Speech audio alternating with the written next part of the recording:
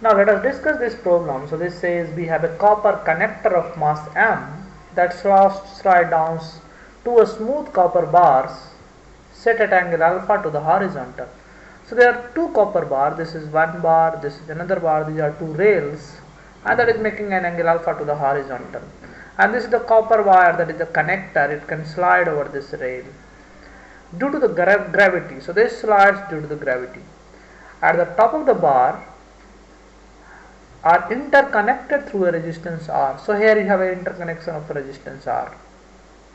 The separation between the bars is equal to L. So this distance is L, that is given to you. So length of the bar is L.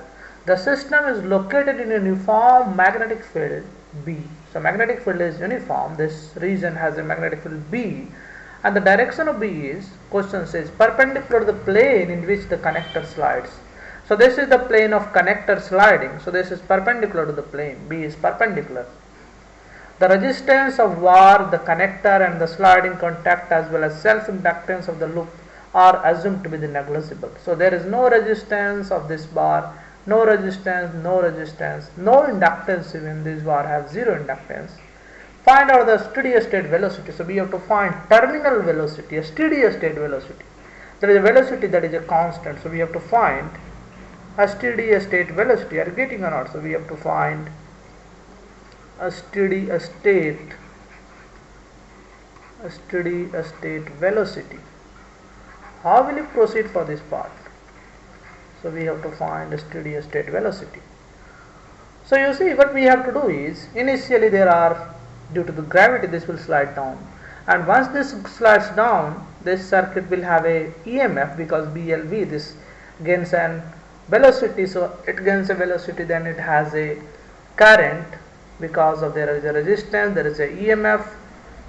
So current I know at any time t, let us say velocity is V. So let us say terminal velocity or a steady state velocity is V. So V is the steady state. So let us say V is the constant velocity. So velocity of connector. Are you getting or not? So this is the velocity of connector.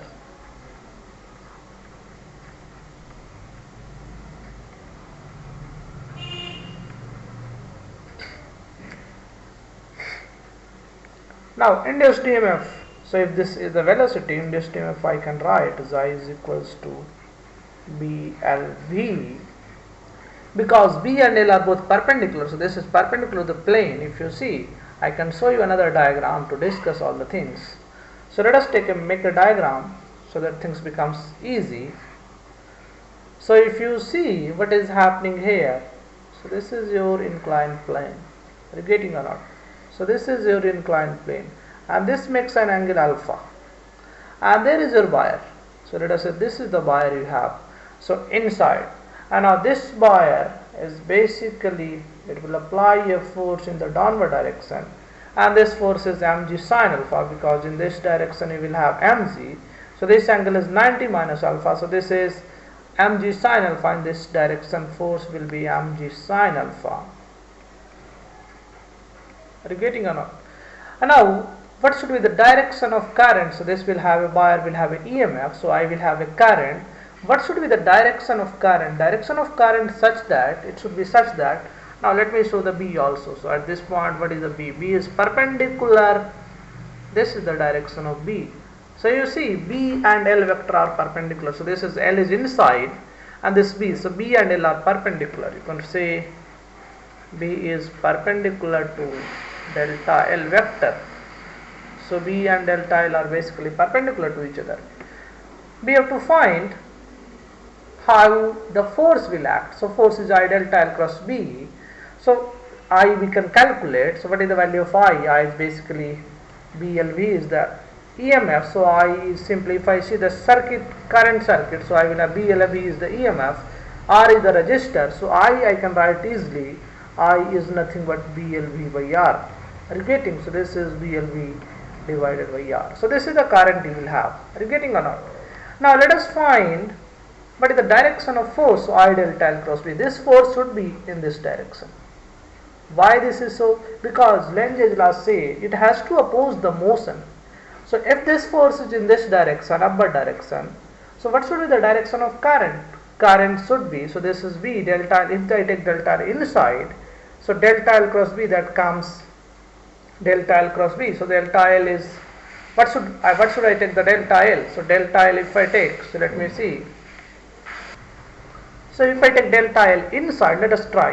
If I take delta L inside, what will happen? You try yourself. Let us say delta L is inside. If delta L is inside, so what is the direction of force? So delta L cross B. So this will come downward. You verify yourself. This is your direction of B. And if I take delta L the downward side, so delta L is this. And this is B. So delta L cross B will come this side. Are you getting or not? So I have to have the direction of current, and this should be upward direction. So this is not the right direction of current. Are you getting or not? So I have to take current direction that is basically coming outside. So this is the direction of current. You see, this is this side. This means in this case circuit, in this circuit, whole circuit, the direction of current will be something like this. Are you getting or not? Now, if you have current this, then you will have a force upward direction. And what is the magnitude of this force? That is I delta L cross B. So there is a force that is acting on this connector in the upward direction, and magnitude will be simply I into delta L into B.